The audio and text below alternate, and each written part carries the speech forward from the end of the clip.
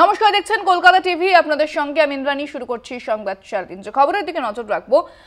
শুক্রবার মায়ানমার এবং আজকে আফগানিস্তানে আবার কম্পন অনুভূত হয়েছে। ভূমিকম্প এবার আফগানিস্তানে, এমনটাই কিন্তু জানা যাচ্ছে। পরপর দুবার ভূমিকম্পে কেঁপে উঠল আফগানিস্তানে আগে ফের ভূমিকম্প অনুভূত হয় মায়ানমারে। রিক্টার স্কেলে কম্পনের মাত্রা 4.7। আজ আফগানিস্তানে কম্পন অনুভূত হয়েছে। গতকাল আমরা দেখেছিলাম যে মায়ানমারে সেখানে ম্যান্ডেলার শহরে যে কম্পনের উৎপত্তি স্থল ছিল রিক্টার স্কেলে, তার মাত্রা ছিল 7.7। এবার কেঁপে উঠল আফগানিস্তানে রিক্টার স্কেলের কম্পনের মাত্রা দেখা যাচ্ছে যে 4.7, অর্থাৎ তীব্রতা খানিকটা ছিল এই কম্পনে।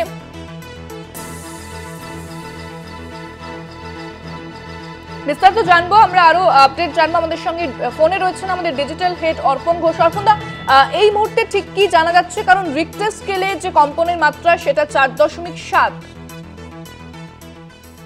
দেখো ইন্দ্রাণী, এই মুহূর্তে যে খবর সেটা হচ্ছে এখনো পর্যন্ত প্রাণহানির কোনো খবর পাওয়া যায়নি। তবে কি পরিমাণ ক্ষয়ক্ষতি হয়েছে সেটা এখনো পর্যন্ত সরকারিভাবে কোনো বিবৃতি দেওয়া হয়নি। আফগানিস্তানে আজ সকালে পরপর দুটি ভূমিকম্প হয়, যার রিক্টার স্কেলে পরিমাণ ছিল 4.7 এবং 4.2। এই দুটি মাত্রায় কিন্তু আফগানিস্তানে ভূমিকম্প অনুভূত হয় স্থানীয় সময় 4:51 এবং 5:16। এখানে আরেকটু বিস্তারিতভাবে ইন্দ্রাণী জানিয়ে রাখি কলকাতা টিভি দর্শকদের জন্য। প্রথমে যে ভূমিকম্পটি হয় সেটা আফগানিস্তানে ব্যাপক প্রভাব ফেলে, এবং দ্বিতীয় যে ভূমিকম্পটি হয় সেখানে শুধুমাত্র আফগানিস্তান নয়, পাকিস্তান এবং তাজিকিস্তানেও ব্যাপক রকমভাবে প্রভাব পড়েছে বলে জানা গিয়েছে।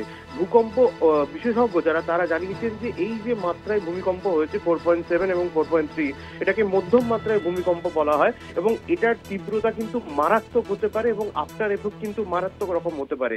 তাই এক্ষুনি ভাবার কোনো কারণ নেই যে রিক্টার স্কেলে 4.7 আছে বলে কোনো রকম কোনো ব্যাপার নয়। এটা কিন্তু ভূমিকম্প বিশেষজ্ঞরা জানিয়েছে।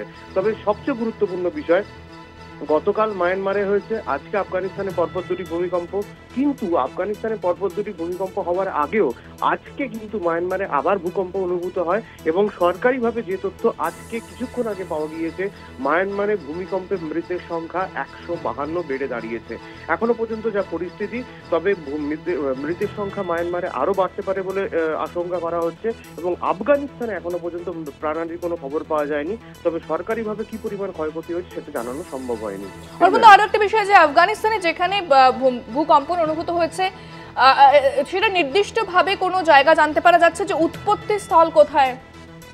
একদমই।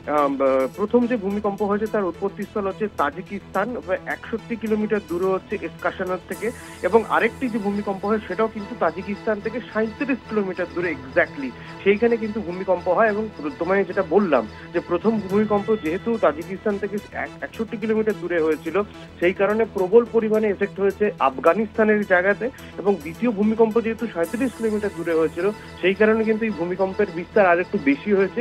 পাকিস্তান এবং তাজিকিস্তান জুড়ে ব্যাপক প্রভাব ফেলেছে। ইন্দ্রাণী, একেবারে ধন্যবাদ অর্পণদা। কথা বললাম আমাদের ডিজিটাল হেড অর্পণ ঘোষের সঙ্গে। পরপর দুবার কম্পন অনুভূত হয় আফগানিস্তান এবং তাজিকিস্তান। মূলত বলা হচ্ছে যে ভূমিকম্পের উৎপত্তি স্থল এবং রিক্টার স্কেলে কম্পনের মাত্রা 4.7। আমরা দেখেছিলাম গতকাল যে মায়ানমারে সেখানে ভূমিকম্পন হয়েছিল এবং ভূমিকম্প অনুভূত হয়, জোড়া ভূমিকম্প হয়েছিল মায়ানমারে। তারপরে আজও আবারও কম্পন অনুভূত হয়েছে মায়ানমারে বলে জানা যাচ্ছে। আবার আফগানিস্তানও কেঁপে উঠেছে আজকে, যার জেরে আফগানিস্তানে কতটা ক্ষয়ক্ষতির পরিমাণ এখনো পর্যন্ত জানা যাচ্ছে না। তবে উৎপত্তি স্থল তাজিকিস্তান এবং রিক্টার স্কেলে সেই মাত্রা হচ্ছে কম্পনের মাত্রা 4.7 বলে জানা যাচ্ছে।